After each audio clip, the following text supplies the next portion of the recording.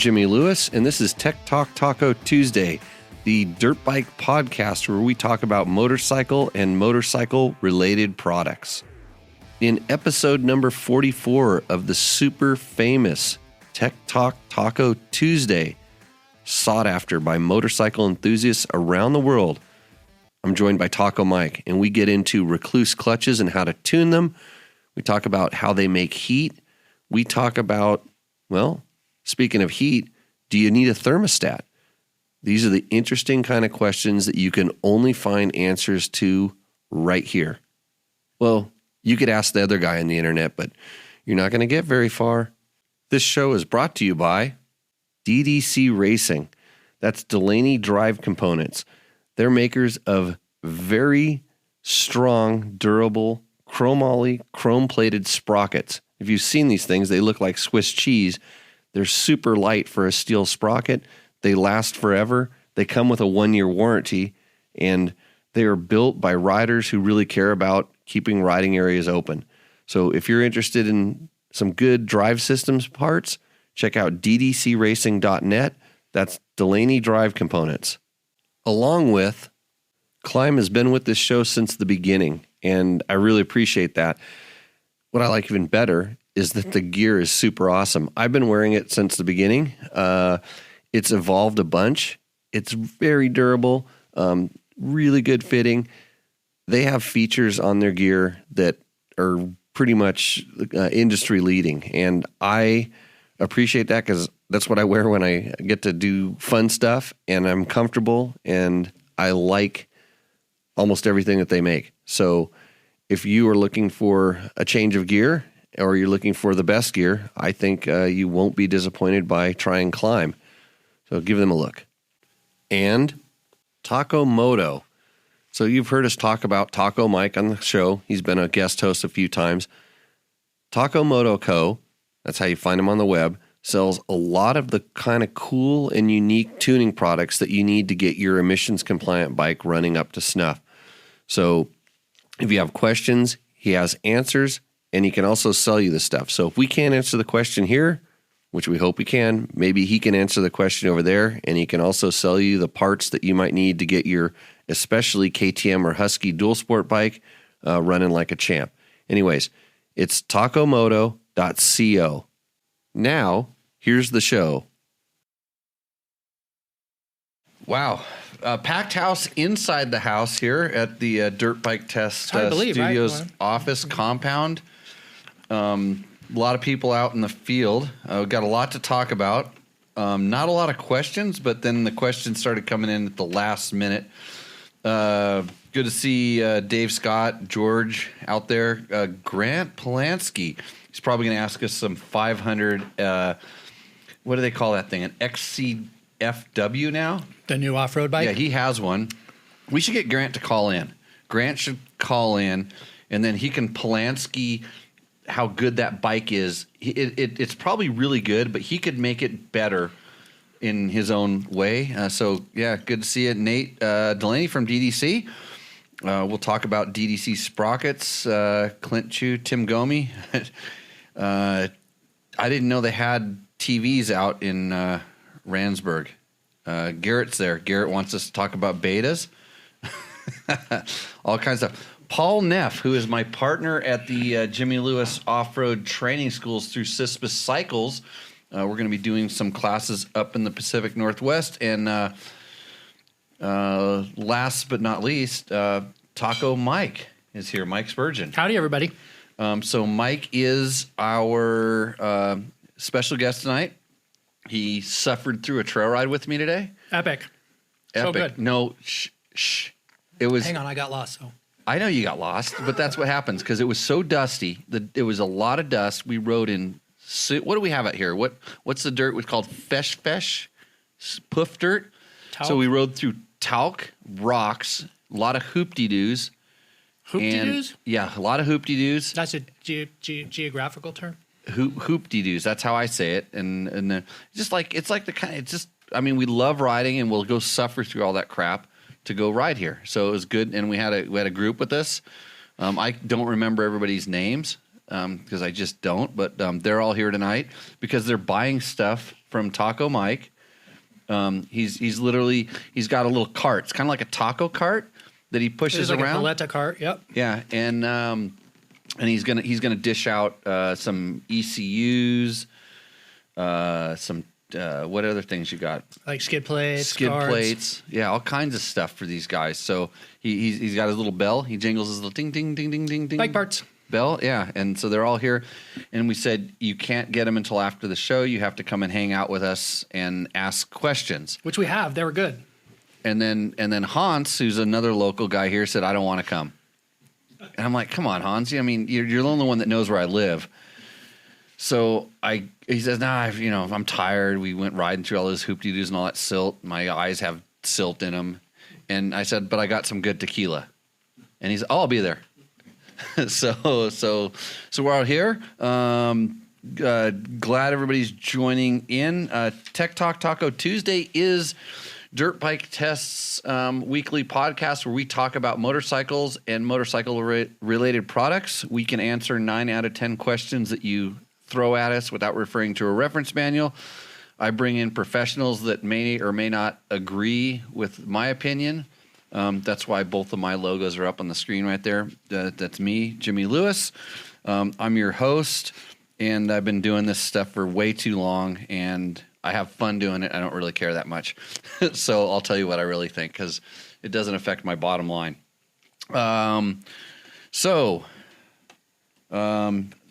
you to DDC, Delaney Drive Components, for helping us out, sponsoring the show. As you remember from last week, we have a code that might still work. Tech Talk will get you some sprockets, so go get yourself some of the best, lightest, longest lasting sprockets you've ever used. I use them on my bikes. Mike uses something else, and I said you can't talk about them because that's what happens when we get a sponsor in here. It just completely changes the dynamic of the show because you know. Props to the sponsors. Prop to the sponsors, but he uses ones that are very similar, just like not totally quite as good. He probably is going to switch after I get through them, but DDC helps us out. And also Climb has been a big supporter of Dirt Bike Tests from the inception. They're back. They're helping us out. I wear Climb gear. Climb supports my off-road riding schools quite a bit, and I like it. I was perfectly comfortable all day long today when I was riding in my wonderful Climb gear. Were you, Hans? Yes, I was. Yep. You had some duct tape on your gear, though. Yeah, I tore my kneecap out. Tore your kneecap. Yeah, because that's the other thing we have here is bushes that don't like you or your gear. Yeah, along with the silt and the fesh and the hoop-de-doos and the rocks. So good times. Anyways, so we will have some coming up soon, not in this show, but soon. We're going to have some pretty cool things that Climb wants to do with this show to support us, support you. Really cool ideas we've come up with. And then, of course, we always have Kate's Real Food. If you want a discount code on quite possibly the best trail snack you've ever put in your mouth, email me. And you have to figure out how to do that on your own. I'm not going to give my email address out, but it's not that hard. It might be my name at my website, and then email for a discount code, and then blow up Kate's website, and she'll send you the most awesome snacks. I got to get Kate in here. She's gnarly. Know her? You know her, right? Yeah, oh, yeah. We've read about her. She's gnarly. Like gnarly rider in Oregon? No, Idaho. Okay. Yeah, Idaho/Wyoming. She's up there right on the Idaho-Wyoming border. So good to see everybody. That's a little bit of our business. We are having a great time talking about. We had like a pre-show meeting that got out of control. We didn't think we had enough questions, and now we have way more than we know what to do with. Mike has 2 full pages. So we may not get to phone calls, but if you really want to call, like Grant, I know Grant's already trying to call me on my regular number, and that's why I'm going to turn my buzzer off on my phone. Could we do that? Could you do a call? Oh yeah, we do calls. We have all the technology to do it here. We're the Legit. most. We are quite possibly the most motorcycle friendly podcast in Pahrump that's going on tonight. Yeah, I'm sure about it. Pahrump Valley of the Dirt People, which I say affectionately because we have fesh and rocks and pricky bushes that tear your gear if you run into them. I go around them all. That's why my stuff looks so good.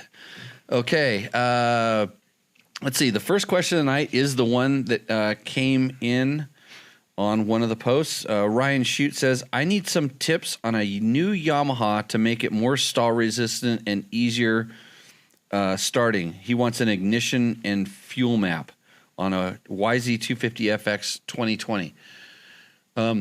Ryan, email Trevor.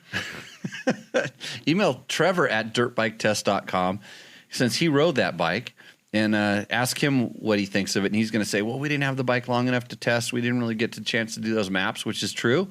And then quite possibly he'll get his hands on one and do additional testing and get you those answers. But doesn't that bike have the Power Tune app, the Yamaha Power Tune app? The Power Tune app, yeah. Exactly, which is awesome. And so you can change stuff. The starting, I think if the bike's really, it's stock and it's not starting very good, a lot of times there's a zero position, like, zero throttle, 0 RPM, which aids in starting.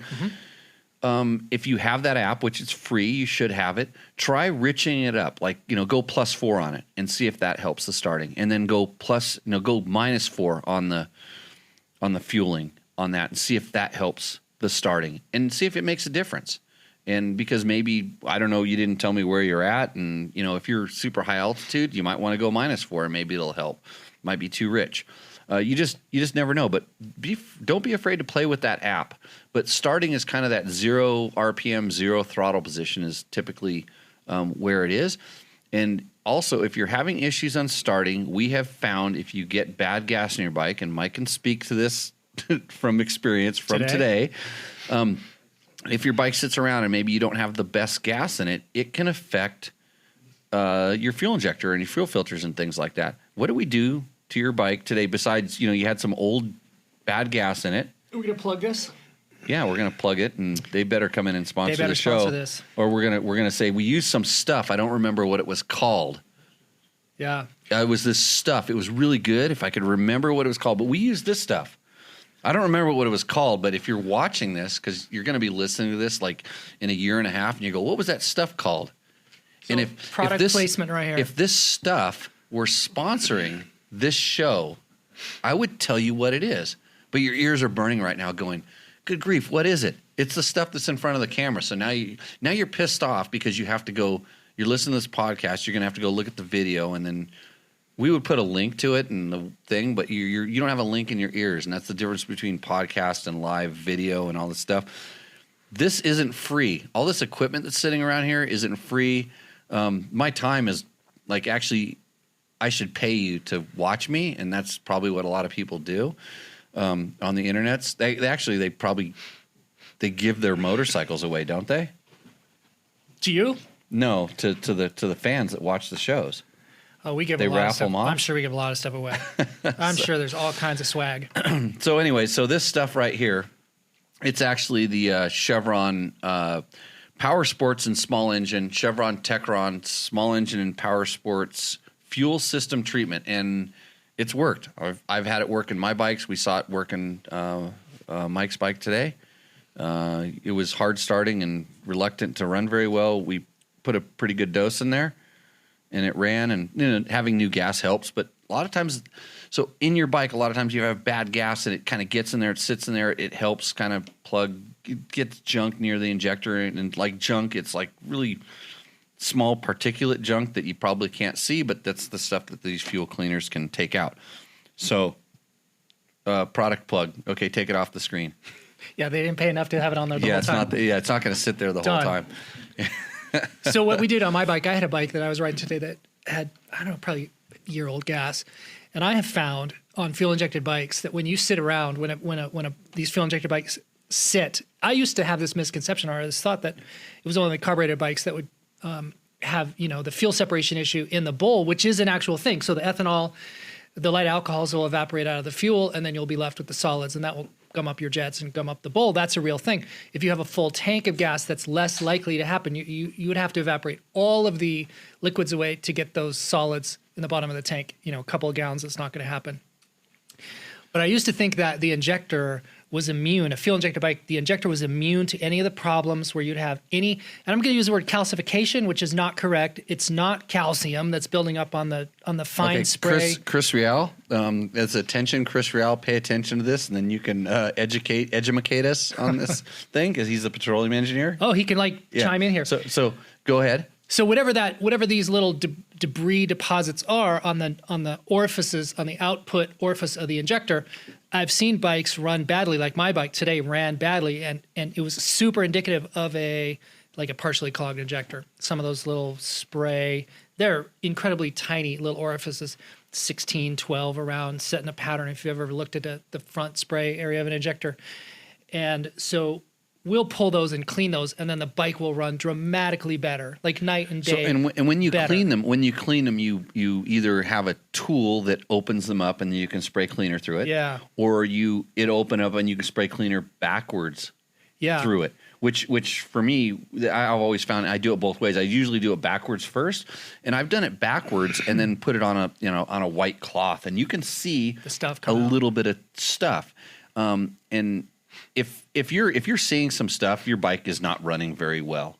In fact, I've done it on bikes that have stopped running, but it took a long time for that amount. I mean, the bike was telling you for a long time, my injector is getting plugged up. Power and performance go away. It's almost like you're losing compression on a motor over time, so power. Right, and it's noticeable at high RPM. We're using a lot of fuel, high RPM. You get a bog sometimes. And bogs on big throttle. That's how you tell your fuel injector is getting plugged. And so it takes a lot to actually see something when you back clean it and stuff. But a lot of times these cleaners can, the little stuff that's kind of building up there, like you said, calcification, whatever it's called, it takes some of that stuff away, whatever it's doing to clean it. And I talked to the Chevron engineers in a previous podcast. I explained as much as I could in, I'll call it Jimmy terms, which is just like layman's terms. Jimmy Jive. What they had told me, and it all made sense, and I've seen it work. And I have a fleet of rental bikes, and so a lot of them sit for a long time, and intermittently some of my bikes sit for a long time. And since I've been putting that stuff, that I would like to say the name again, but I'm not going to give it to you. Who's laughing over there? I would, since I've been putting that stuff in there, I had really good results. So if you have some stuff that's better than that, you should send it to me, and then we can talk about how I can talk about it too. So I'm a whore today. Let me jump in and say two things about this guy with the Yamaha. So Yamaha has some pre-made apps that you can go on their website and download, and then you can upload those into your bike on the phone. I know that they may be trying to there'll be more out for the 20s, but the previous versions of the Yamaha Power Tune app, you can basically custom tune, get custom maps that Yamaha's developed, and then you could load those into your bike. Yeah, each bike has a couple of and they'll name them. There's like the Chad Reed map, and there's different ones on their website. Yeah, the Yamaha. Yeah. Huh. I know they have one that's like low power, or high power or freer revving, and they have usually when we go to an intro, they give us 3 or 4 that they've developed that they kind of want us to tell people about. Try out. And then we can share them, but they also have some that are on, kind of built into the app, they have some that are like drivability or templates, basically. Yeah. And it's a great place to start, but I don't think they have one that says better starting. There's no way that bike I promise you that Yamaha is selling a bike that in their opinion starts perfect. I'm sure. Yeah. So, but depending on your conditions and stuff like that, it's a 20, so he's probably not got a clogged injector. No, unless he got bad gas. He could have bad gas. Bad gas can do that. You get some water in the gas. He could be in a humid environment, and his tank was hot once, and then everything got warm, and then it sucked in some moisture and washed it. Who knows?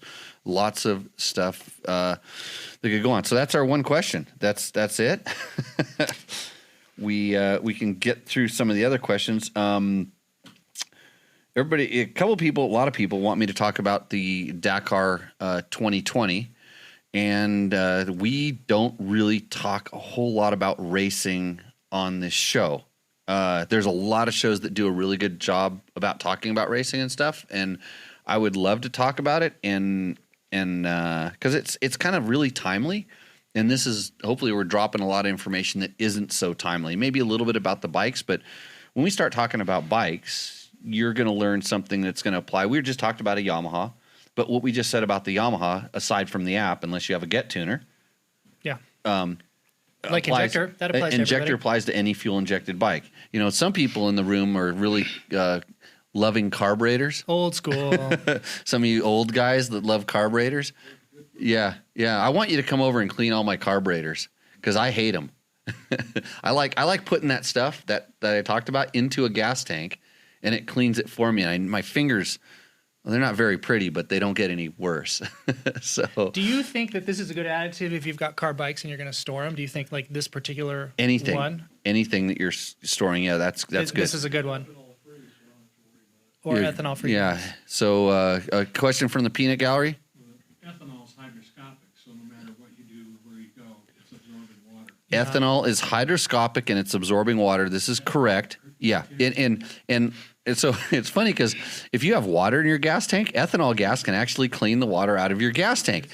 But it in certain temperatures, it kind of starts separating, and then it can drag deposits in other places. It's cleaning. And It- so it's always cleaning from the it's- refinery to your tank. Yeah.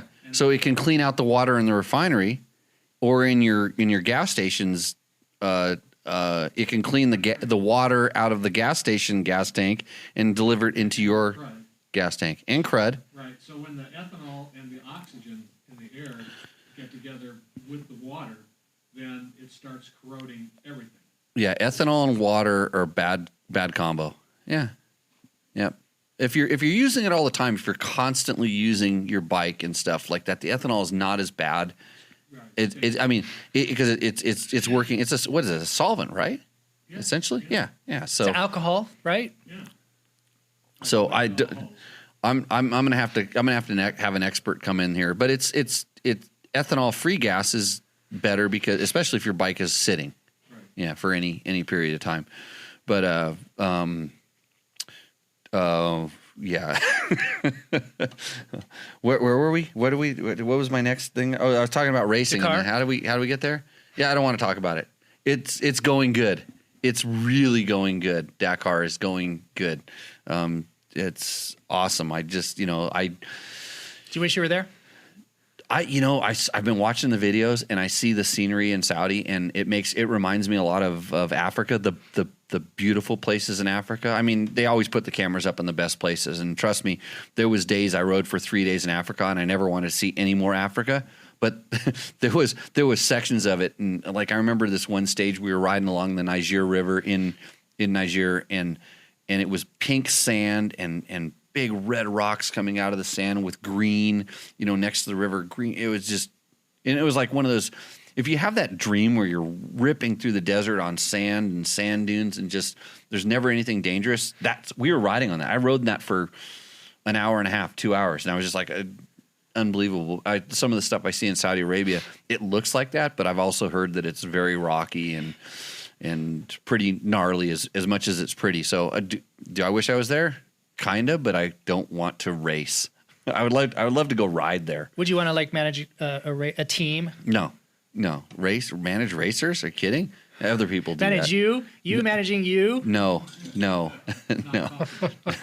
not possible. But hopefully, I'll have some really good news by the next time we're on the show, and maybe I know this guy. Maybe this guy will come and hang out with me soon. So. Where's George?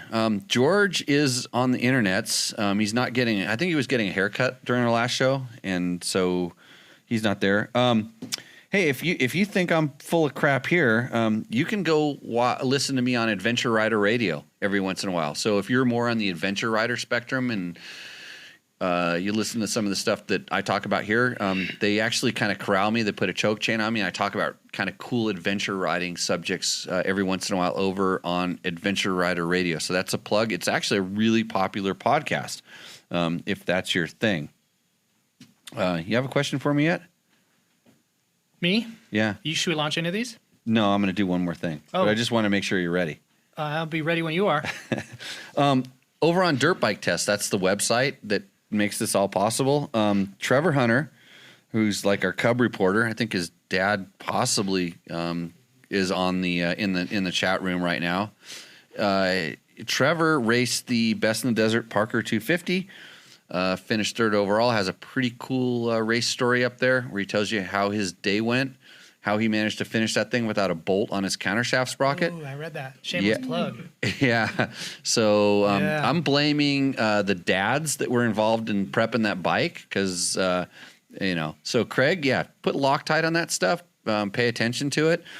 And, good thing those kids finished. At least he didn't knock a donkey off down there.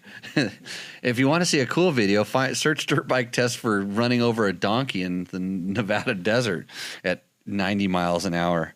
So there's all of our old Tech Talk Taco Tuesday episodes are up there, and every once in a while you'll find a bike test. Gabe, how's that Honda CRF 250 rally test podcast coming? It's in progress because we're launching a new podcast. It's called the Dirt Bike Test Podcast, where we test a dirt bike and talk about it. And we actually put one in the banks, and now we need our professional slave, young kid that edits this stuff to break it down into all of its components and put it up on the internet. Okay, question number 1. What's the best question you have there? Dude, I don't know if it's best, but it's a segue right out of here. So KTM countershaft sprockets, we've had quite a few questions, and then I've seen a post about a broken bolt. So maybe we could talk about the bolt, tightening the bolt, Loctite, and then the dome washer. This is KTM specific. Yeah. I have snapped one off before. Taking it out or putting it in? No, putting it in. Putting it in. Using an impact driver. Yeah, going like, hey, look. That was when you were young. No, it was a couple years ago. But it was probably, that thing was probably compromised from being on and off 3 or 4 times. Been used before. Yeah, and I have a kind of like I have a butt dyno. I have a wrist torque wrench as well. Okay. And it works not only when I'm turning the wrench, I can also hold an impact driver and go and I see the really good mechanics, the guys that do it the way you're supposed to do it. I see those guys cringe anytime I pick up an impact driver and it's in the drive mode. Like on the release mode, they're usually not too concerned. I can take stuff off with it, but the minute I start screwing stuff back in, they're like and that's for good reason apparently. That's the sign of a really good mechanic, which I'm not. But my stuff works. I mean, like I said, I've snapped one off out of how many KTMs do you see out in that garage? Yeah, a lot of them. 15. So I probably hit it a little bit too hard, and so I have snapped one off. They do use a pretty aggressive Loctite in those things, and depending on how long it's been in there and lots of stuff like that, you might have to be delicate with getting it off. The thing is, with the impact driver, I just run in there, and when I go to take it off, generally it goes grrr, and it comes out. It might grind for a little ways on the way out, but it comes out. But then I clean it off. Then I use the Loctite. I use a medium, like a 2 instead of the blue. Yeah, the blue one, not the high temperature stuff. It comes with red, and that's the problem. Yeah, it's red that's in there. Yeah, but there's different levels. There's like, have you ever looked at a Loctite spreadsheet? A document that talks about all the different kinds. There's a kind for everything. There's tons. The KTM legal department dictates. Yeah, because they don't want it to come off like it did to Trevor, because that could end your race or catastrophically do something bad, and you'd be in trouble. Ending your race is not a big deal in their world. So I know guys who will wire wheel off the red and then use something more mild, like a green or a blue. Do you have any thoughts on that? I've been using blue forever, and I haven't had any problems with it. Sometimes I don't clean. If it comes out pretty nice, I'll put the blue right on top of the red and run it right back in there. And they stay in there. They don't have to. I mean, if you run a good sprocket like a DDC, by the way, you don't have to change them that much. Long-lasting sprockets. Actually, my countershafts wear out quite a bit quicker than my rear DDCs. But then you have to think about, I ride a Husaberg 570. Do you know that? Has a lot of power. It has a lot of power. Yeah, and that thing that I'm lucky that the countershaft sprocket splines don't just get ripped off that thing. Eat right off. Yeah. So. What about dome washer? So you've got the stock one, or like Dirt Tricks makes their special Tool when steel, it's special yeah. kryptonite. I used to I've when I had those things, I ran quite a few of them, and I haven't had any problems either way. It's just most of the times the problems I see, and I've bought used bikes off of guys, and they don't line them up properly, and then there is a shoulder on that bolt. there's a shoulder on the bolt, yeah, and then they don't, and then they run it in there. So anytime I've seen a failure on that washer, it had to do with improper installation. Yeah, agreed. Never. It didn't. The washer didn't need to be any better if it was properly Loctited and stuff like that. But I'm sure they have a proper torque spec and all the stuff you can do it properly. But I got a really good wrist that just goes like that. I think the guys at Team Green taught me that. Not Spencer specifically, but maybe not Dave Chase. Maybe, yeah, I know he learned after that. I think he came from that. But I think his wrist got slapped enough times to where, because he used to just cringe at me anytime I picked up tools, anyways. How about throwing a little paint dot on the bolt and then on the sprocket as a reference to see if that bolt ever starts to back off versus putting it. I've seen people put them on the bolt a lot of the times washer. I take my yellow paint pen and I run it on the bolt, on the washer, and out to the sprocket. And that will work, and that will show you what's happening. Now the washer will spin, so that paint reference is going to change. But it shouldn't. It shouldn't. It absolutely but it often does. It absolutely should not spin. It should not, but sometimes it can. So it's not tight enough, then it will spin. Fair enough. No, they improperly heat treated spring steel. Yeah. Improperly heat treated. Improperly heat treated spring steel, but KTM dome washers are junk for the last 3 years. Oh, really? We got someone in the peanut gallery that's claiming the KTM spring washers are junk for the last 3 years. That's a definitive statement. And you fly airplanes, right? I try to. You try to. Well, you're doing pretty good if you're still here, because trying and flying are two different things. Yes, Bob. The dome just puts preload on the bolt. Preload against the O-ring and against the. But if the bolt's tight, okay. If the bolt's tight, that preload should be kind of insignificant. I mean, really, the amount of preload coming off that washer. It's cut. Yeah, we know it's cut, but I mean, you think With the heat treatment, it flattens out and it gets loose. with the heat treatment. That's why that paint dot moves.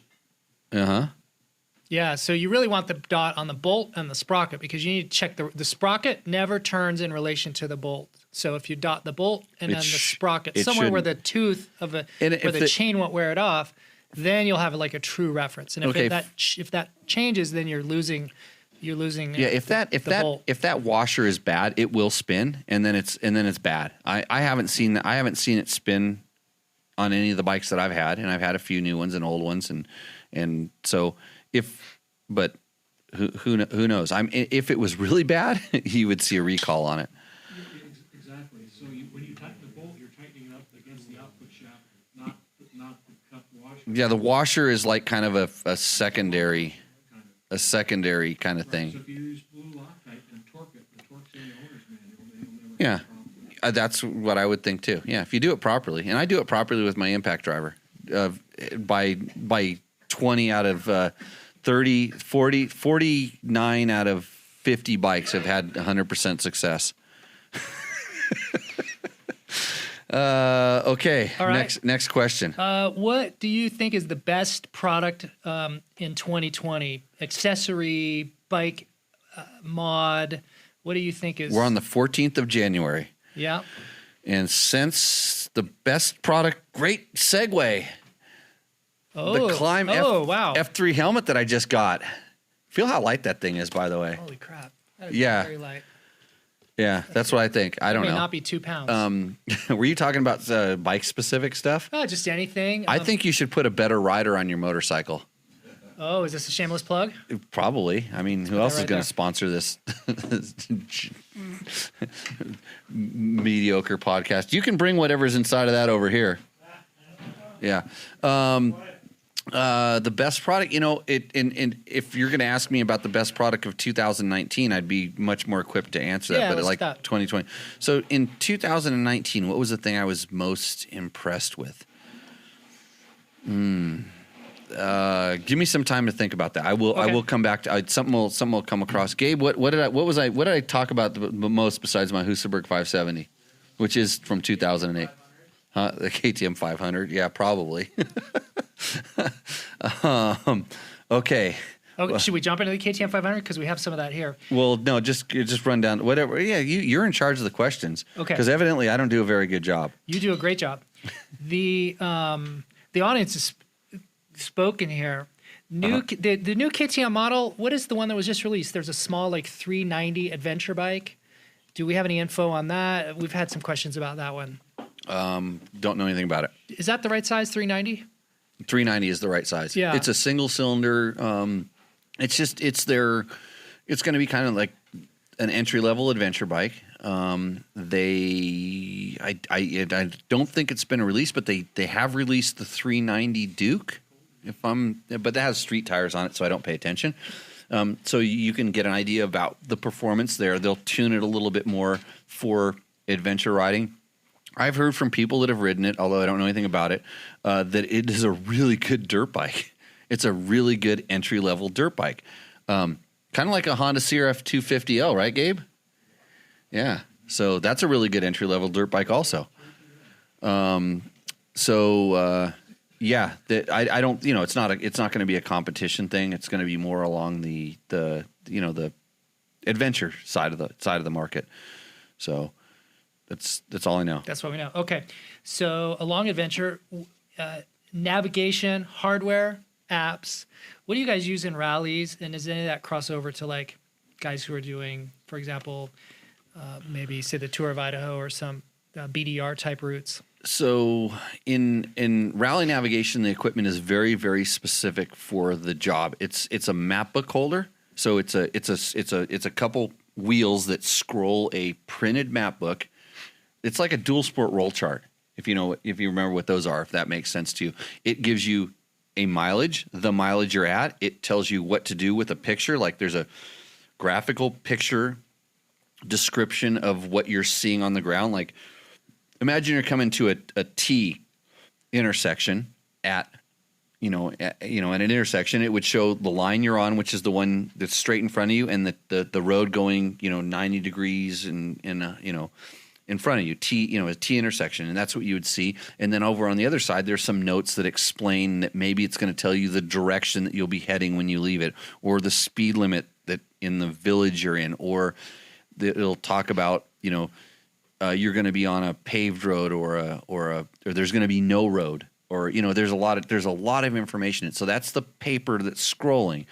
As far as GPS, those bikes, they have a GPS unit that tells the organization where the rider is. It doesn't show the rider where he's at. So those guys are not using any screen with any GPS There's nothing info. that would be like a typical GPS. What the GPS does do is it tells them the direction they're heading. It's like a compass all the time. So it tells them, and we call it cap heading, CAP, cap heading, and that's the direction you're pointing. Like right now. And this is because I'm kind of weird like this. I know that I'm pointing at 72 degrees when I go like this. This is 72. Is that straight east? No. Straight east is 90. That's right here. Brilliant. Yeah, but you're right here to my 0 or my 360. So when if I looked at a map and all of a sudden it said that the road was going 180, I would know with 100% certainty that it was going this way. And so there's digital instrumentation on your bike that tells you this, or it tells you what direction you're pointing, but you should also as a rider know, which just like I'm doing right here, sitting here telling you, because I feel it, I know where it's at, and it's high level rally training stuff. But anyways, in reality, you're following a map book that gives you very specific instructions on what to do while you're trying to ride fast. So it's difficult. The GPS and all that stuff, it's mostly tracking the riders. It does stuff like if another vehicle comes close to you, they can beep at you, and your unit will emit a beep. It has a safety thing in it. You push safety, and it also tracks to make sure that you go through the waypoint, so you don't miss, or you can miss a waypoint. You get penalized for for it. waypoints. Virtual checkpoints to make sure you're staying on the course, so the organization kind of see that, and then it helps with scoring, so that we can all watch on the different apps and stuff that they use. So.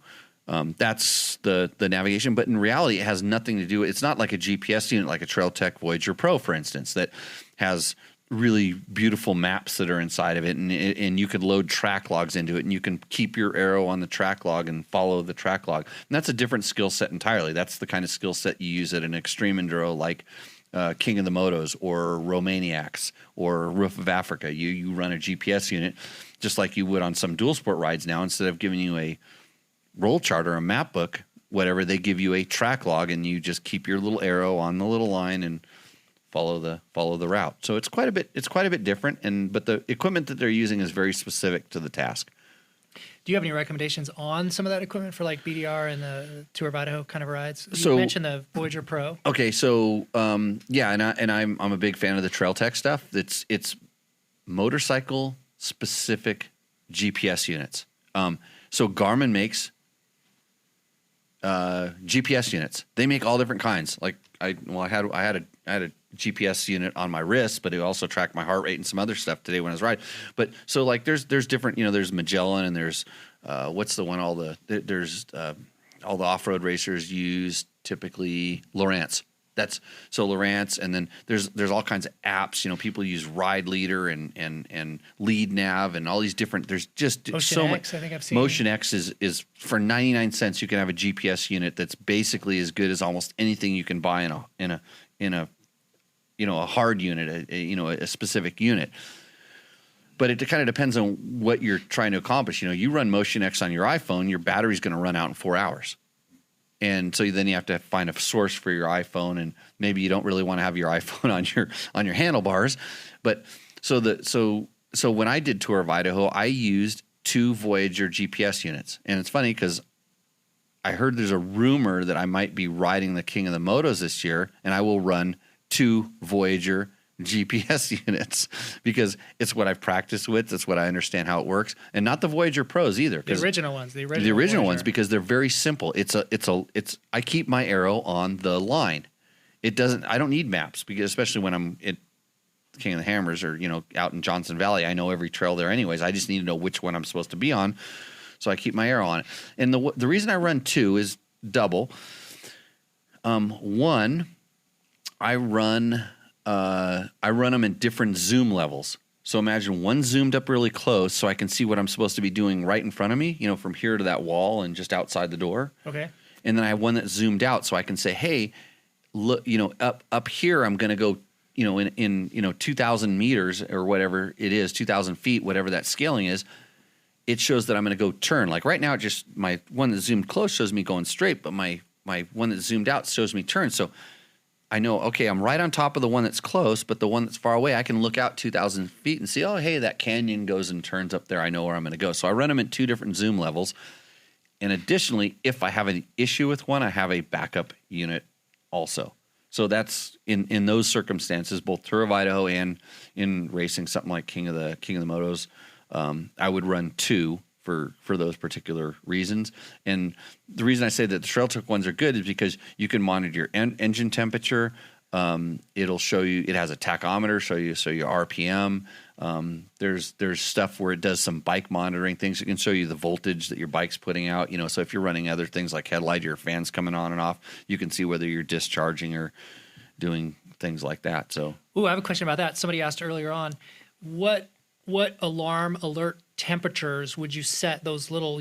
You got a yellow light and a yellow red light and that red come on? Yep. on the Voyager, and Voyager Pro does it as well.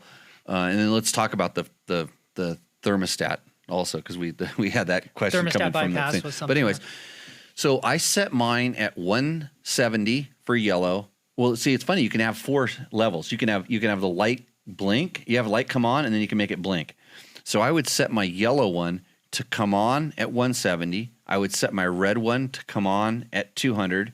I'd get my yellow one to blink at 210, and I'd have my red one blink at 240, which is 240 is kind of like you're boiling over. In my world, that's when your bike's not cooling back down. Like it's always up in 170 is pretty, like usually 180, 190 is like where I see the bike a lot of the time. And then it starts going up into 200. Yeah, you should probably stressing it. Generally, it's like, Jimmy, what are you doing with the clutch? And then when you start getting up to 240, that's when you start seeing steam in my world. Yeah. And And so I don't want to really look at the number. I just don't want it to be there. And so when it's there, I start adjusting how I'm operating the motorcycle. If I have a clutch, because generally that's where the heat's coming from, I'm very careful about at that point. It's like, hey, I need to quit using this thing, quit generating extra heat, because when you're building up heat with the clutch, all your cooling system, which is up in your top end, isn't doing much for that oil that's basically trying to boil down in the bottom end. You don't have cooling channels down in your bottom end. Yeah, there's no oil cooler on typical bike. Yeah, you don't have an oil cooler, and it takes that oil to go up through your top end to circulate where there's other cool stuff to cool down. So you're actually cooling your oil down with your hot water, with your cooling system, and so it just when we're talking about setting it, that's telling me, hey, look, quit doing something that's wrong, or shut it down and let it cool. Which a lot of times that hot stuff that's actually probably hotter than what your coolant temperature is, believe it or not, is the heat's gonna bleed up in. All of a sudden your cylinder, your top end is actually cooler than what your bottom end is. That clutch is on fire. The clutch is like glowing red hot, and the oil's going through it, and then the oil's transferring the heat up in around the rest of the motor. But that's what I found with most things that are boiling over. It's rarely that you're like riding your bike and you're not using your clutch in it. I've rarely seen a bike just being ridden overheat. I can see one just sitting there idling overheating, but generally it takes clutch heat to make it go bad. So, but yeah, back to the sensors. When it's at 240 and blinking red, all the lights both of them are blinking. It's like, yeah, that's like full alert. Yeah, stop doing something stupid. Then your gas starts boiling and all kinds of stuff happens. So back to the GPS, do you have a recommendation of, say, the Voyager Pro versus Garmin Montana, or is there a phone? Is a phone with an app now really the next the next generation of navigation? It's the least expensive way to get it, but how expensive is that phone you're strapping on your handlebars? If it's your iPhone X, it's a $900 piece. $1,000. It's a $900 piece of equipment that you're putting up there, as opposed to, I think in the Voyager thing, it's you're talking about maybe a $600 piece, the $350 piece of standard Voyager. But it's really how much you're going to use it and what are you using it for, and I can run Motion X. If I want to track myself, I'll run Motion X in my backpack or in my pocket where I carry my phone most of the time. But I can't really quote use it to do what I want to do unless I mount it up there with some kind of a mount. And then what case am I using? How safe is it? It's a personal choice. You just got to decide. Okay. Let's jump over to the heat. In terms of the clutch, we had a question about whether or not a rider operating the clutch manually, so a standard manual clutch versus a Rekluse on a bike, and then when we talk about Rekluse, standard like 3.0 model versus the CX with their steel friction plates. Let's talk about that. So I've run a bunch of different Rekluses, and I have in most of my personal bikes, and it's funny because I'm really picky about the setting. Like, I don't like their standard, whatever Rekluse is their standard setting, because like I think yours is pretty. It felt like standard to me. By the book.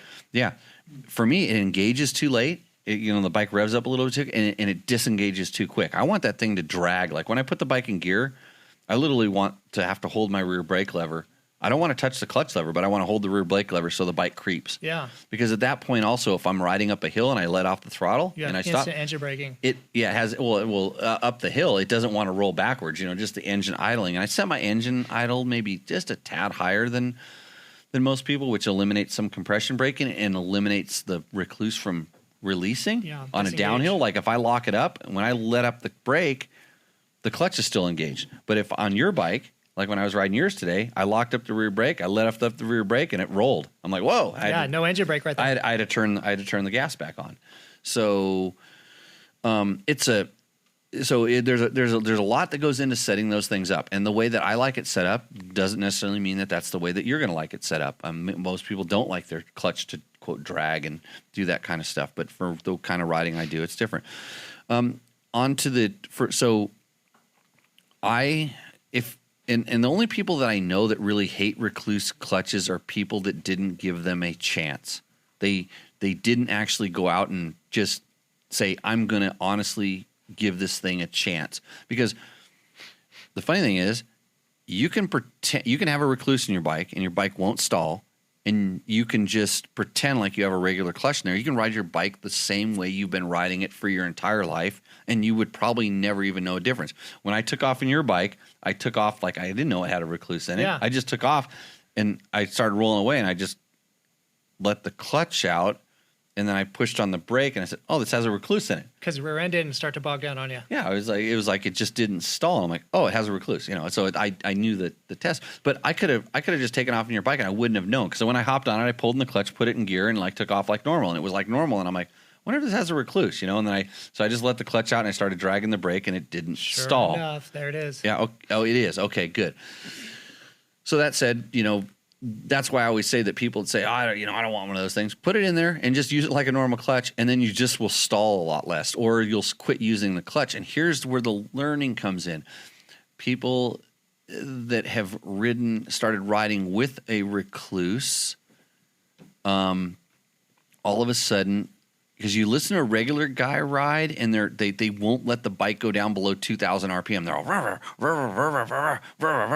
that slipping we're talking about, the heat generation and slipping. They don't trust the torque of the motorcycle. And when you start riding a Rekluse, you go, "Hey, my bike will idle. It'll go low. It pulls from here. It pulls from here. It gets lower and lower. Yeah. It gets torquey. You'll hear the motor. You'll hear the difference between somebody who's riding on the Rekluse and riding on their clutch and slipping their clutch. All keeping the revs up. of a sudden, you on your Rekluse sound like Graham Jarvis. That's hard to do.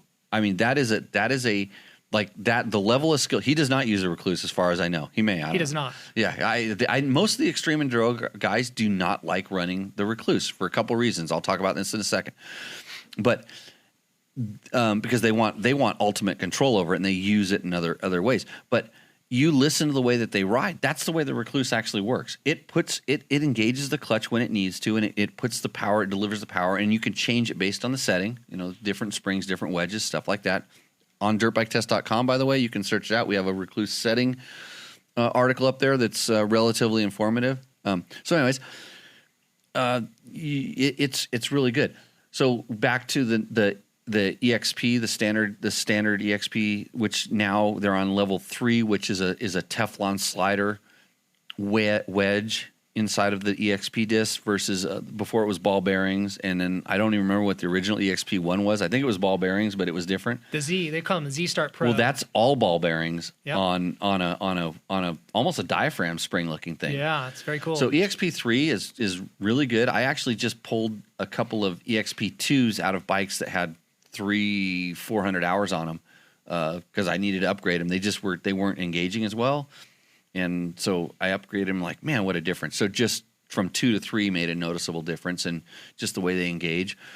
But when you go from EXP to their full kit, which I think it's called CX, and this is on the hydraulic clutches, or CX on the cable clutches allows the clutch lever to work like a normal clutch lever. If you just have the EXP, the clutch lever kind of is vague and it's moving around a lot.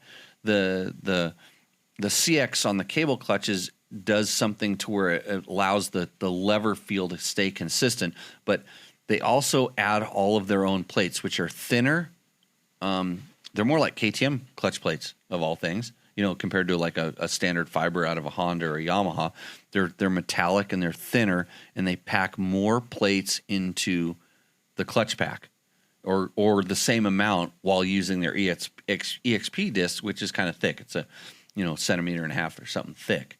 So they take plates out to fit it in there, but now you get the number of plates back in, and that's coefficient of friction. There's plates, certain amount of grab, and on certain bikes it does make a big difference. In just the way that the clutch feels and engages. I think you have some information on how hot they run or how hot they don't run. I've just found that every level that you pay more for with Rekluse, you're getting a little bit better performance. There's another jump in performance. Will you notice it? On some bikes, absolutely yes, you will. KTM 350, you want to run the CX. KTM 500 doesn't seem to care. So... And then on the Honda, same thing. Every level we went up, we took, we just replaced the we put the CX discs, or the, what do they call it, drive pack. What do they call their torque pack? Torque drive clutch. So we just replaced the Honda plates with a torque drive, and that clutch is not the best clutch. We just put that in there, and it made it better. Bike feels more powerful. Yeah. So I swapped out the clutch pack, a stock clutch pack on a Honda, and it just felt like there was more power because the clutch grabbed better, had more authority to the grab, and it just felt like a bit of a horsepower boost. Less slippage. I know exactly what you're talking about. And it's funny because you're calling that more power, and there's no difference in power. There's no difference in power. It's what you're feeling. Yes. And more drive, more acceleration. And funny to talk, rolls back to Yamaha thing. When you like Yamaha, the difference between like a YZ and a YZFX and a WR in the clutch, it's all the same parts. They mix and match the clutch plates in those. And they do They do that intentionally, don't they? Yeah, intentionally, because it's a different kind of a feel. It's a feel at the lever. It's a feel in the way the power is delivered. And this is kind of stuff that people just don't even think about. It's like, just give me the best clutch. Well, what do you want? Do you want less bite? You felt the bite that the torque drive gave the Honda, and you felt more power. Yeah. And so we're talking about the same thing, but you called it one thing, and somebody else would call it something different. And I just got better feel out of the Honda. I didn't feel any more power, but it's kind of, it depends on how you're using your clutch and stuff like that. So there's in reality, that's hopefully why we're doing stuff like this show, to explain this stuff that maybe somebody didn't realize these things, and that there's some place you can go that says, hey, these are these different levels of things you can do, and here's what they do. And if you ask a specific question, hopefully I can answer that question. You can answer that question. We can answer that question. And you can make a informed purchasing, buying decision based on, something like that. And it's funny, like do you want to use your clutch to get more power? You would say, yeah, baby. Yeah. I liked it. Felt better. I noticed in my personal experience by running the CX pack, so that's their steels versus, say, the aluminum of the stock pack, say on KTM's. We see that bikes run cooler in technical situations when they're running a Rekluse, and then even cooler still when they're running the CX pack versus, say, like the 3.0 pack, which uses the stock plates. So that's been my experience. Have you seen that as well? I did. No, I did a really extensive test with, and what we got to get to your question about the eliminating the thing. I was wondering what I did. I did a really big test on cooling systems, and it was using a Boysen impeller and their thing, and then some different full Boysen versus cool stuff. Yeah, different things, but we'll get to that later. But I haven't done that with clutches. But I will, for 100%, with 100% certainty, I will tell you that if you're running a Rekluse clutch, that as long as you're not abusing the clutch, in other words, you're in the right, or you're abusing the bike, you're in the right gear, you're riding the Rekluse in the exact same gear as you would ride with a manual clutch, the Rekluse will run cooler. The bike engine will run cooler. Yes. That's 100% what we experienced too. Yeah. Going between the different clutch packs and stuff, I've never noticed a significant temperature difference. I've noticed a performance difference, and just in the engagement, the feel. But it's on certain bikes, and the KTM 350 is probably the perfect example of that. I suspect the 250, because it's a very similar engine. The 500, like I said, didn't seem to care so much. I've run in one bike, I had a full, the full CX setup, and the other one I just had the drop-in, EXP disc, and they both seem to work pretty much the same. And I don't ever think I really abused them to the level to see if there was something at the high end when you really got them hot. But yeah. Did we want to cover dampers on that? Well, let's talk about eliminating your thermostat. Jump to that. That came up because we're talking about like heat and stuff like that. My experience. This is just me. I have some bikes that have it taken out, and I have bikes that it is still in. Most of the time, 99% of the time, I don't know that it's in there. It as long as it's functioning properly. I saw no difference in how the bike cooled. It did warm up quicker. That was for sure. With it. It got to normal operating temperatures, and for the most part, during most of the year out here, it wasn't an issue. So on the bikes that I've removed it on, bikes don't warm up as quickly, but usually that's like a minute or, a minute, maybe a minute and a half more in time, kind of depending on how I'm riding them. And then if it's really, really cold outside, the bike doesn't totally warm up for a long time. Yeah. It takes a long time for that motor to get hot. So in other words, the oil has to warm up, and it just never gets up there. Bob, yes, hello. If you're- Raise your hand. If you're just cruising down a dirt road, Yes, it runs really cold without the thermostat. it'll cool. Yeah, it'll cool the bike down quite a bit. Cold to the point of it's got to be running off the end of the lookup table. In the heat. Yeah, I don't.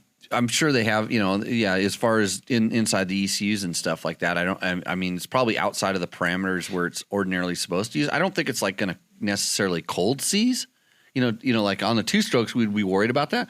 And they have them on the 2-strokes, and I guess you could cold seize them a little bit easier on those bikes but I wouldn't take it out for the sake of like, oh, this is a performance modification. If you're trying to simplify your hose routing or do something like that. And I have never had on the KTM specifically, and I've had some experience with them on some of the newer Honda stuff. I've yet to have a failure with the thermostat. I've known some guys that have got them so hot to, where they were boiling the crap out of them and some of the connections and stuff in that thermostat thing, but they were way above where they should have been anyways. They've had issues with the all the plastic, the fittings and things like that. Yeah. So all the guys who say like throw a Boysen on and get rid of the thermostat and do a bypass hose, all of that, you're just saying that ends up kind of being bling essentially. In this test, and I was because Boysen was real interested in wanting to do some stuff. They wanted some tests that proved what their stuff does. And we're certainly not picking on Boysen. No, absolutely not. No, and it's the thing. It has to be part of a system. If you are going to increase the flow with this much more efficient impeller and impeller pump cover, you'd better do something to your radiators as well, because your radiators are in what I could tell is when I did all this testing, I saw maybe like we were doing a loop of kind of like an extreme enduro where it was stuff where you would just barely get the bike boiling and then have a road to cool off on, ride another section, get the bike to boil, cool off, and it was heat cycles and stuff, some hill climbs. Okay. And so it was and I ran the bike around and I carried the Boysen and the stock one in my fanny pack and would switch it and do it and did this test, and you saw the differences because I used Trail Tech Voyager. It shows your temperature. It shows your temperature, and it also showed my track log, and it showed the temperature at each point in the track log. So I could look at each point. So I could look at the extreme enduro section and see the temperature rise and temperature rise. It rose exactly the same on both bikes and stuff like that. And then you get to the top and you start going down the road, and the Boysen one cooled just a teeny tiny little bit quicker, but never to any significant. There was never any significance about it. So then we put bigger radiators on the bike, and so we did the exact same test. And all of a sudden, the bike the entire time ran X amount cooler To the same degree. It didn't To the same vector with the stock pump and the Boysen pump. Correct. They tracked the temperature. the same. Temperature was everything actually, just dropped. Oh, what? pass the Mike, tequila, that's please. a mic drop. No, you can't have any. Oh. You're cut off at that point. We got to get to the tequila. Don, hey, hold on. What's the tequila tonight? Anybody want to guess? I said the purse part. We'll get in it. Go ahead and guess. Actually, I'm losing track on the thing here. We'll get back to it. Hey, guess what? Kurt Heinz was responsible for the countershaft sprocket on Trevor Hunter's bike. Imagine that. Yeah. Hey, Kurt. Thanks for those beers that one time on the side of the hill when you got stuck. Should I tell this story? Probably. We're going to get back to the cooling systems because Kurt was overheating on the side of a hill. So there was a trail ride that we were going on, and Kurt likes to transport beers for everybody at the end of the trail ride, of course. So he had a backpack full of beers, and it was almost like a beer dispenser of sorts. And there was this one long uphill and lots of different lines and stuff. And he rode up there and got stuck, and he was stuck, and he was pushing his bike. And I rode up right next to him and stopped. He dispensed a beer to me. I took it and I rode away, and it was awesome. That was the last beer. Yeah. Oh, he was on empty at that point. Yeah. Yeah, he had the last I got beer, and he drove off and left him. got left him there. Yeah. Good job. Yeah. So, okay, back to the cooling system thing. So Peanut gallery. if you are, we'll get there. If you are running a bike that's running at like 10 tenths, so you're running a 250F in an outdoor motocross at a sand track, you're probably going to want to increase the cooling capacity of the motorcycle, because it's at that point that, the rider's probably using the clutch, but the bike's running full sing, and it gets to the point where it needs to dissipate heat better. If you put better radiators on and you don't, because the KTM 350 I was doing, it was never taxing. It was getting close to boiling, but once I got it moving again, it would cool down. And if I just set it in, if I just kept it in the extreme enduro section, it would boil over. It needed to have airflow going through, and then we started. Obviously, doing, you had the fan, stock fan. Oh, you didn't have a fan. No, I didn't have a fan, but that was the next level. So then we put a fan on. The fan changed everything. In the slow speed non-moving section, fan made no difference when the bike was working. We also put different louvered radiators. Louvered ones, the stock ones, versus a wire mesh versus a whatever. Yep. There's definitely a difference there, depending on the speed the bike was moving. The fan kind of was the best thing you could do, especially if you're keeping the bike up going slow using your clutch. But if you're running your bike fully taxed out, like a motocross bike, it's actually moving, fan's not going to do a whole lot there. At that point, it's controlling the airflow through the radiators, and hopefully you have enough radiator space to dissipate it. But at that point, if you have really good radiators and your impeller isn't that good, you've got to you need to upgrade each part. It's part of a system, kind of like when we talk about these these ECUs and stuff like that. It's like you're going to modify your exhaust. You're going to have to do something to your fuel. One change affects everything. It absolutely does. So yes, Bob, out in the field. On the internet. The internet, yeah. There's it's internet. Hold on, Bob. Internet's plural. There's a lot of hoses that they go into things. The pipeline. It's pipelines. Internets. So right. People cite pro motocrossers that do not run the thermostat, but the right. pro motocrossers are running at 100% all the time, and the thermostat's of no value to them because the bike's already warmed up when they get to the Yeah. They have a professional mechanic warm up their bike. Yeah, motocross bikes don't have thermostats because they don't necessarily need them, and they're most part they're running pretty consistent. And the reason for a thermostat is like sometimes you're riding slow, or sometimes you're going fast down a road, or we're cool, and then sometimes it needs to be wide open, and it's that's a cost added part. Okay, here's the thing you got to think about. It's like it's a cost added part. Either it's mandated because of some regulation, i.e., all the locked ECUs and different stuff like that. If they can get away with not putting a part on a motorcycle, they're not going to put it on there because it's another thing. So it evidently makes it work a little bit better. I wouldn't go out of my way to take one off, and if I had one on, I would just be aware that I don't have one on it. And if I didn't have one on, I'd be probably trying to simplify the hose routing. And I know on some of the EXCs it gets a little complicated back there, or EXCs, FEEs, or stuff like that. So yeah, turn the pressure down. Somebody tells me. Turn the pressure on the water no, I think pump? he's talking about the impact driver. It's an electric one.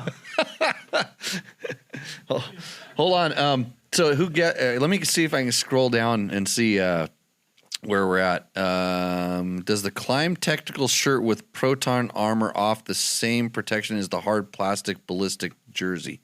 So the Climb Tactical stuff, I have some of that.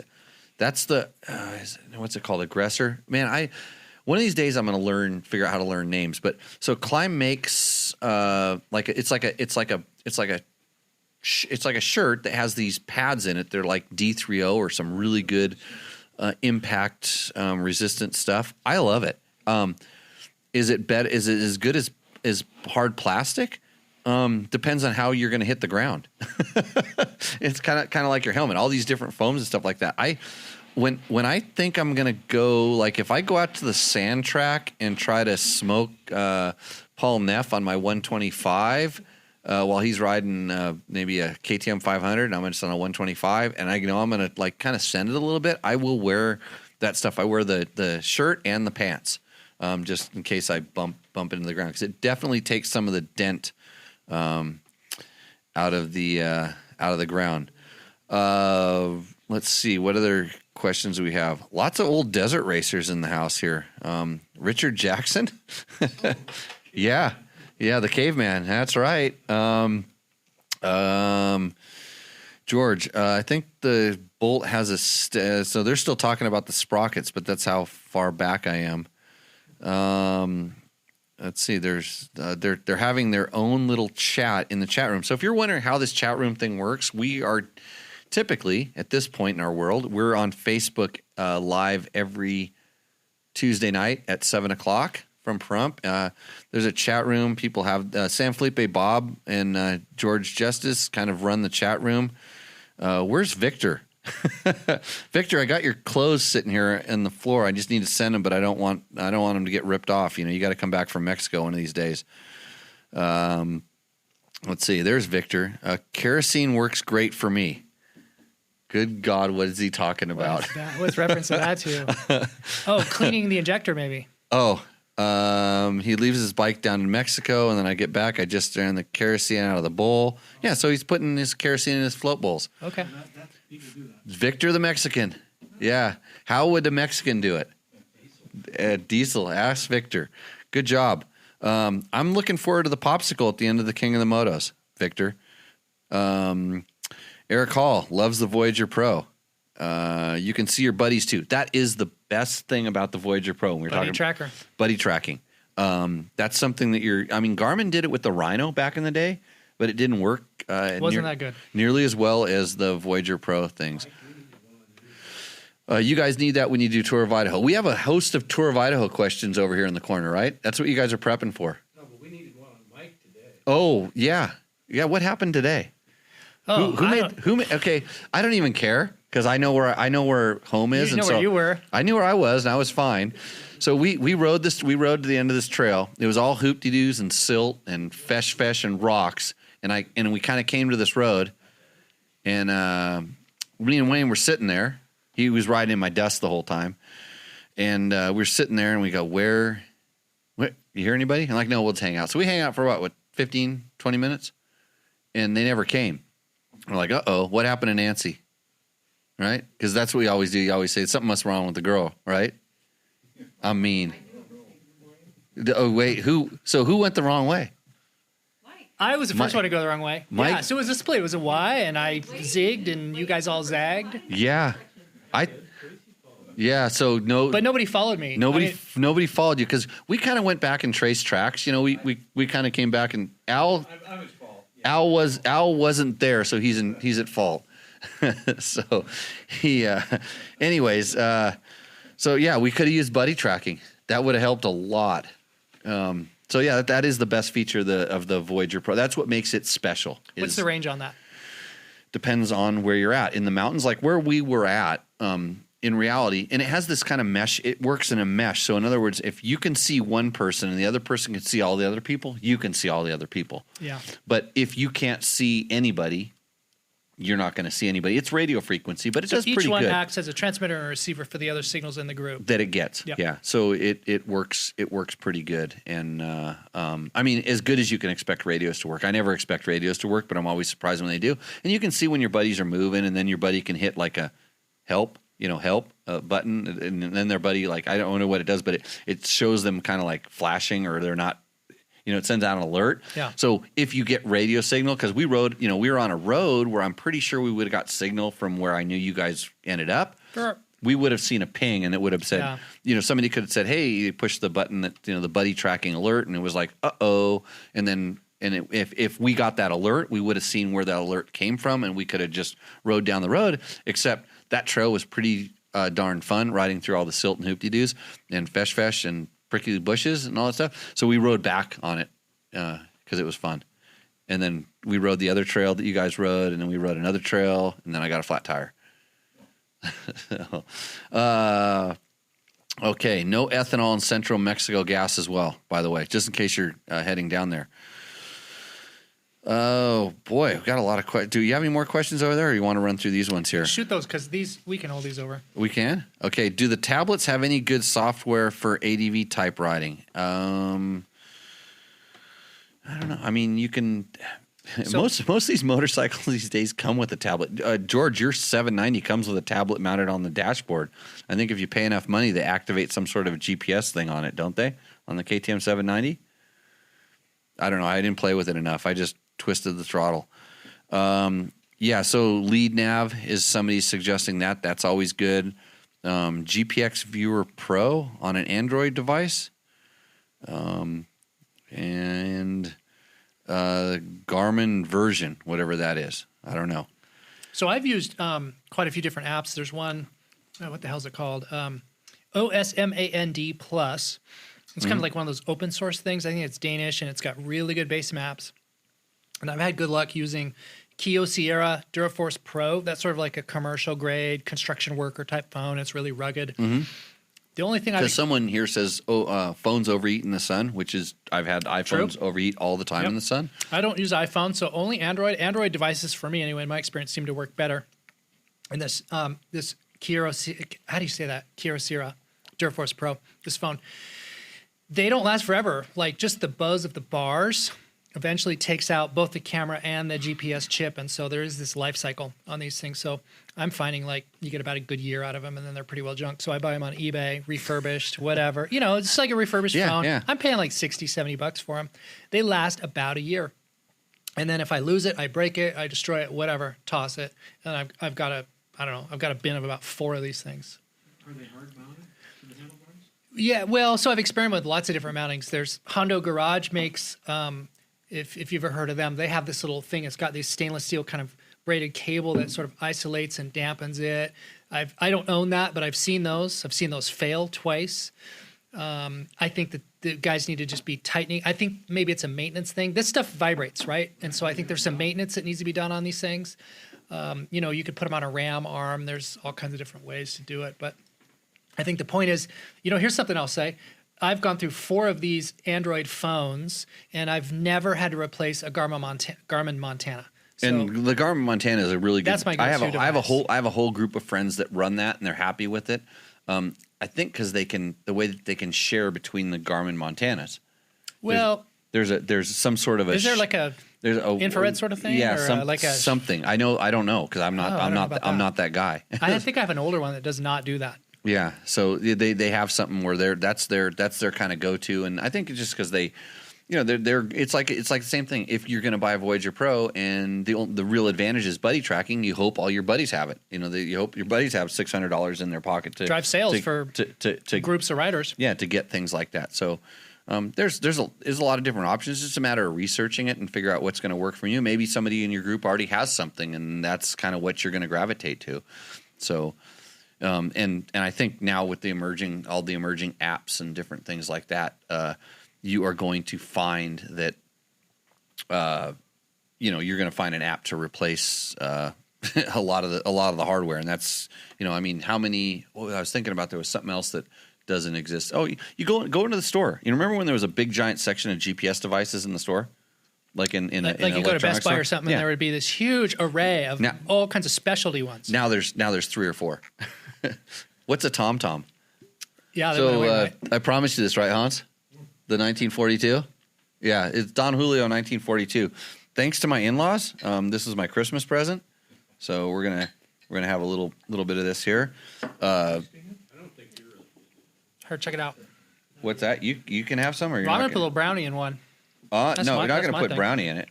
Does anybody else want some? No, I'll do 3. They're just little tiny guys, just samplers. So it's called the piggyback bounce, going one off the other. Yeah, that's meshing, I think.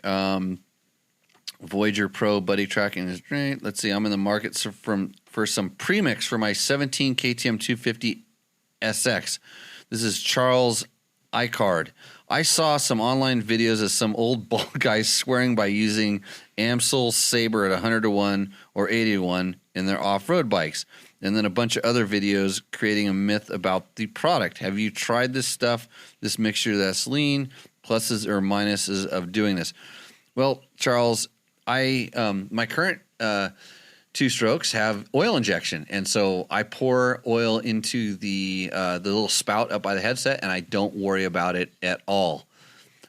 Despite what bald guys may tell you about oil pooling up on reeds and things like that, haven't experienced any of it. I am told that the current oil injected bikes, and the Beta's oil injected, they run between 60 to 1 and 100 to 1, depending on your RPM. Maybe a little bit down like to 40 to 1 at certain times, based on strain and stress and stuff like that. That's not been confirmed. It's just what I've been told by people that said, I think this is what it is, and they probably thought correctly.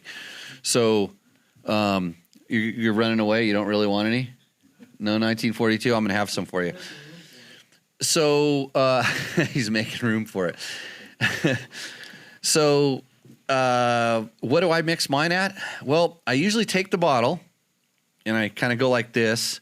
And the bottle, it could be any bottle that sponsors this show would be the best two-stroke That's the best oil that I have in my hand at this time. That brand, and I take it and I go just like that. And is that your torque wrench hand? It's a measuring dish too. It really does. It just pours the right amount. And so, so 4 ounces to the gallon is kind of like 32 to 1, 40 to 1 ish. 4 ounces a gallon, I think, is 32 to 1.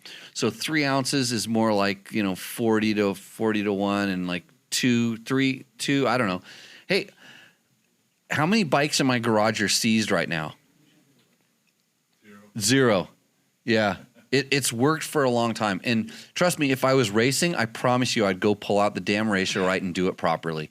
But most of the time it's like, hey, just add, put some stuff in there. I've done it for a long time, but I practiced a lot, and I luckily didn't have any failures. So I was probably, when it said to pour in, when we were scared about it and you had to be running 20 to 1 with fucking castor bean oil, I probably poured 16 to 1 in just to be safe because I didn't want to seize my bike. And over time I learned it. And I did not do this when I was racing KTMs, 125s out in the desert, because you did because I seized a couple of them. But it was because of the oil, not because of the way I was mixing it. So I was very careful about that. About your oil choice. The oil of choice? No. You said you were careful about the oil. Not the mix. It wasn't the ratio. It was the whatever oil it was. Do you recommend using, because a lot of guys will get very brand specific and have lots of fights, as this question kind of stipulated, like KTMs, they use Motorex. Should Yamaha guys use the Yamalube stuff? Like, is that a good guide? I think that you should use whatever you have had success with. And if you talk to your buddies and they've had really good success with something, then it probably works too. I think you're going to be hard-pressed to find an oil that doesn't do its job. Especially if you actually use the oil. That's, I had the petroleum engineer in here, Chris Real. He said something that was the first thing is make sure you're using oil. Make sure, what's the best oil for your motor? Well, we got to, Jimmy, take a step back, make sure there's oil in your motor. That's always a good thing. So, I think I have bought, I've been guilty of buying that big gallon bottle at Walmart of 2-stroke outboard engine oil. And I've run that in some of my bikes. I haven't had any failures. I didn't do it on purpose. I did it because it was cheap, and mostly because before I was using that other product that we talked about earlier in the show that I said really sponsors that should sponsor this damn thing. That's actually really good at, like, one of the techniques we used to keep carburetors clean back when we were having a lot of issues was the last tank of gas we ran through the bike before we put it away. We mixed it at 40 to 1 ish, and that oil coated some of the metal parts inside of the carburetor and stuff, but it also, if it would pool up and goo up and stuff like that as well. So it wasn't the best thing, but it did work, because we noticed our 2-stroke bikes did not have the same carburetor issues. Our 4-stroke bikes did with the same gas, except it had oil in it. It was mixed. So Just that. What was that? Power valve. A power valve. Some of those don't. Oh, the some of it sticks to the power valves and stuff. Coats them and gets them gooey. Yeah, it definitely could. Yeah, and there's oils that run cleaner than other ones, but have you ever seen how I ride a two-stroke? I let them sing. I mean, they eat the whole time. I twist that throttle. There's never any goo on the back of my muffler. Mine doesn't have any. Yeah, because what ratio are you running? 60 to 1. And what oil are you running? Maxima. Okay, Maxima at 60 to 1 is the best oil in this room right now. Right? K2. K2. Yeah. No, huh? Motul. Oh, you're running Motul. Yeah. Well, you were riding a 4-stroke today. Oh, different bike. I know. You can't prove it to me. I saw him ride all day. His bike didn't seize. It seemed like it was working perfect. He mixed it himself. Did you use the ratio right? Yep. You did. That's precision. Yeah, that's what you got to do. Don't listen to me. Don't listen to the guy who just he has this wrist adjusting. This torque wrist. This torque wrist. It's only good at torquing, not pouring oil and stuff. Who wants them? Don Julio. Come on, guys. Come on. I'm in. Yeah, come on over here. You're not even gonna get in the frame. Nobody will see who you are. You're not a torqueaholic? Torque. How about a plastic? Anybody else? One more. Yeah. How about a plastic water pump? Plastic Impeller. impeller. Do they melt? If you're really hard on your clutch, your plastic impeller might melt. I mean, that's outside of the expected the tolerances, I guess. I've never had I've in all of the bikes that I've had, and I know some of my Husabergs. I mean, I get those things hot because I run them hard. Because they make a lot of power. They have plastic impellers. Actually, I think every KTM I have, except for the KTM 350 that has the Boysen setup in it, has a plastic impeller in it. I've never had a plastic impeller failure at all. So I don't think it's a big deal. Let me run through, see if we have any questions. Pour a little more two-stroke oil in your gas. You're good to go. Let's see. Well, I'm hearing that Bel-Ray HR2 is the best if you have a KX500. If you're San Felipe Bob, Yamalube R2 is the best because Bob is a Yamaha guy. And David Brown says the smell of castor oil does him right. And then San Felipe Bob comes back and hits on one of my favorites, Rock Oil Strawberry Scented Two-Stroke Oil. Now, when I was at Dirt Rider, Rock Oil sent over a little care package to us, and lucky they did because I didn't really. I mean, I'd seen Rock Oil on GP bikes and stuff like that. I was aware of the brand, but I never used their stuff. They're back in the States, by the way. The guy had actually contacted me a while back, but I dropped the ball as usual. That is good tequila, isn't it? But Rock Oil makes the best air filter oil if you're cleaning your air filters on a regular basis. They make this stuff called synthetic water washable air filter oil, SWAF. And it's like no-toil. So you know what no-toil is like. No-toil is a two-part system. It's not really oil per se, but you use their cleaner and those filters come out like they're brand new. Well, the Rock Oil stuff, and we did a test on it at Dirt Rider, and it won the shootout. And everybody's like, you can't use that. What if I wash my bike and water gets on it? Well, you have to agitate it. But anyways, but you put this stuff on, oil the filter up, and it gets super dirty. You put it in the sink and wash it, and it's like brand new and no residue. It was incredible. But it's got a lot of carrier agents, alcohol in it and stuff like that. So it is kind of hard on the foam and hard on the glue if it sits. Like if you're not changing your filter on a regular basis, and I have a lot of bikes out here that sit for 6 months before they have to have the filter changed, and so it's not good in that thing. But if you're changing your filter every 3 weeks or something like that, man, that's some good stuff. But back to the strawberry scented two-stroke oil, that was the other thing that came in the care package, and I was racing KTM 144 at the time. I was just going out and racing for fun, and man, did my ass smell good. People are like, man, what are you running in that thing? Like, those are my farts, buddy. No, people are always behind me. You know how I ride, like wide open, singing it. Yeah. Send it. Yeah. Okay. Boy, we're going way over time here. 8:30. It's about time for Shut it bedtime. down. Bedtime. Shut it down. We can get close to shutting it down. Hey, you got any more good questions?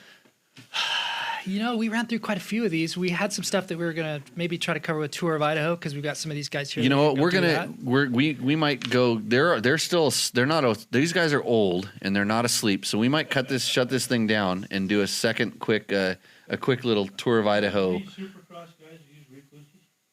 Yes, I think so. I don't know. They never tell you what they're using, but I think some of the guys are using them. So anti-stall thing. A little more and more. Like it's just because their equipment has gotten so good, it's so reliable. Some of the guys are starting to use the auto clutch setup. They've been using the torque drive plates for a long time, you know, the manual, but now with the auto clutch, some of them are using it. I see guys dropping their bikes and they just pick right up and off they go. Yeah. Yeah. Well, there's a lot to that. A lot more than like just what. There's some interesting stuff I've heard of, and why the bikes do what they do. Like, your bike has a tip over sensor and it shuts off. You know how like some bikes like they fall over. They have a stepper motor inside the fuel injection and it idles up higher. So maybe when your bike tips over, and the tip over sensor notices it tipped over, it runs the idle up higher so it doesn't stall. Ever heard of that? Those are features. So like with the Get ECU, those are things that you can go into and we can tune that so we can turn off the tip over sensor. We didn't talk about anything that you sell. Whatever. It's all good. What's your website? Tacomoto.co. But we can go in and we can change those parameters. So we can make that tip over sensor. We can disable it. We can change the time duration to whatever you want. So if you're falling a lot, we can make that.